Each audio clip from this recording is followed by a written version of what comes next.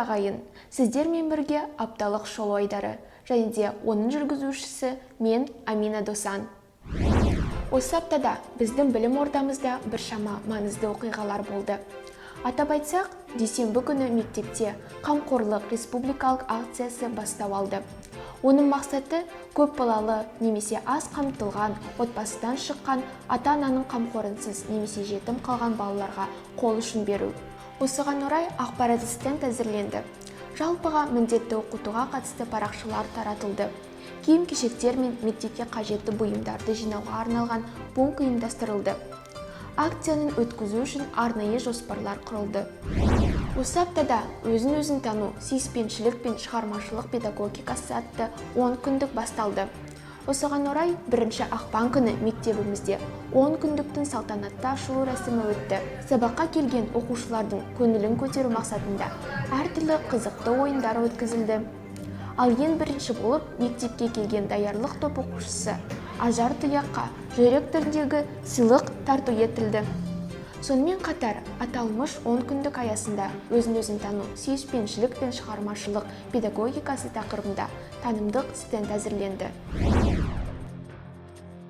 2 ақпан күні 10 күндіктің аясында мектеп кітапханашысы Самал Уахиттен қызы көрме ұйымдастырды. Ол өзін-өзін тану бағдарламасының авторы Сара Алпыс қызының өмірі мен шығармашылығына арналды. Осы күні мектептің кез келген оқушысы кітапхананың қонағы болуға мүмкіндік алды.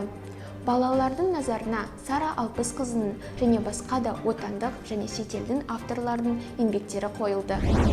2 ақпан күні 6 Ә сынып оқушылары қамқорлық акциясына қатысты.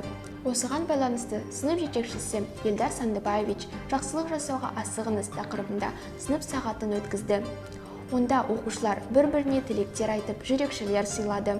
Әрқашан жақсылық жасап жүруді, кішіпейілі болуды үйренді. Мектебіміздің оқушылары белсенді түрде екпе салдырып жатыр.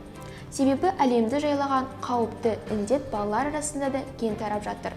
Ол туралы жас тілші Ақерке Қоңырбаеваның сюжетінен тамашалай аласыздар. Біздің мектепте осы Pfizer вакцинасын 12 оқушы алды. Оларға пайдасы болмаса, ешқандай кері әсері болған жоқ.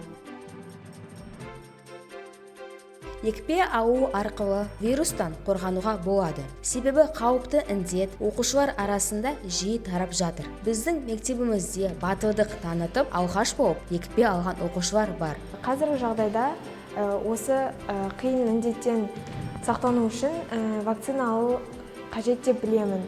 Бұл вакцинаны алған себебім ең біріншіден менің өзімнің денсаулығым.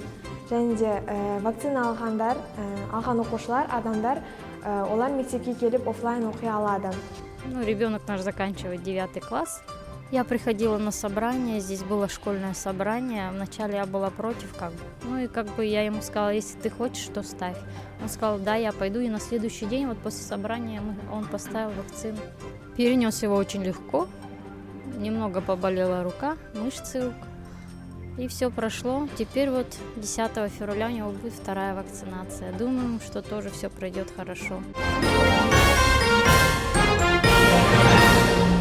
3 ақпан күні барлық сыныптарда күндей күліп жүрейік, күннің нұрын төгейік деген ұран мен сынып сағаттары өтті. Ол өзін-өзін тану, сүйіспеншілік пен шығармашылық педагогикасы атты 10 күндік аясында ұйымдастырылды. Сынып сағаттары оқушылардың жас деңгейіне байланысты сұрақ-жауап түрінде дөңгелек үстел форматында өткізілді. Әр оқушы өз ойларымен бөлісуге мүмкіндік алды. Қызықты тақырыптарға пікірталастар өтті. Сынып жетекшілері балаларға мейірімділік, қайырымдылық, жақсылық, адамгершілік сияқты құндылықтар туралы түсінік берді. 4 ақпан күні руханилықтың мөлдір бұлағы тақырыбында шығармашылық көрме өтті. Онда бастауыш сынып оқушыларының ана мейірімі, бейбітшілік пен достық туралы жасаған еңбектері қойылды. Бүлдіршіндер өздерінің қиялдарынан туған туындыларды көркем суреттер және де ашық хаттар арқылы жолдады. 4 ақпан күні өзін-өзі тану пәні мұғалімі Елдар Сандыбаевич 7 сынып оқушыларымен әңгіме сағат жүргізді. Ол қалай өткені туралы толығырақ тілшіміз Альмира Балтабек тарқатады. Дәл қазір өзін өзі тану пәнінің мұғалімі Эльдар Сандыбаевич әңгіме сағатын жүргізіп жатыр. Оған 7-ші сынып оқушылары қатысуда. Олай болса, бірге тамашалайық.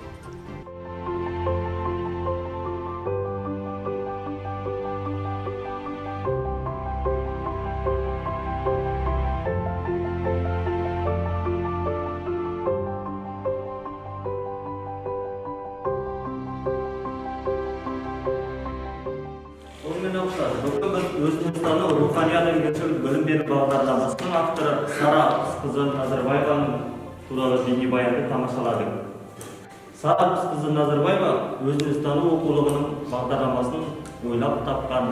Аталмыш әңгіме сағаты өзін-өзі тану, сүйіспеншілік пен шығармашылық педагогикасы 10 күндік аясында ұйымдастырылды. Онда негізінен өзін-өзі тану бағдарламасының авторы Сара Назарбаеваның өмірі мен қызметі туралы сөз болды. Оқушылармен сүйіспеншілік өмір негізі атты әңгіме жүргізілді. Әңгіме барысында жалпы адамзаттық құндылықтар туралы айтылды, және де қоғамға қызмет етудің мәні, мағынасы туралы түсінік берілді. Сабақ өте қызықты өтті. Эльдар Сандыбаевич тақырыпқа сай кітаптармен таныстырды, әртүрлі дәйек сөздер келтірді. Сара Алпосқызының өмірбаяны туралы шағын бейнеролик көрсетілді. Оқушылар сұрақтарға жауап беріп, шығармашылық жұмыстар түрінде шағын қойылымдар қойды. Сабақ соңында рефлексия ұйымдастырылды. Балалар өздерінің алған әсерлері туралы ой-пікірмен бөлісті. Біздің аға Эльдар Сандыбаевич бізге ашық сабақ өткізді. Осы сабақтан кейін біз сүйіспеншілікті арта түсеміз, қамқор бір-біріне бола бастаймыз. Спорт жаңалықтарына келетін болсақ, 4 ақпан күні Налобин ауылында жастар спартакиадасы өтті. Онда мектебіміздің намысын қорғаған Рахат Қожан 2-ші орын алды. Сонымен қатар Асылзат Серікбай мен Азиза Сыздықова үздік үштіктің қатарында көрінді. Осылайша біздің мектебіміз жалпы командалық есепте 2-ші орын алды. Жеңімпаздарымызды құттықтаймыз. Осымен біз аптаны қорытындылаймыз. Келесі кездескенше аман сау болыңыздар.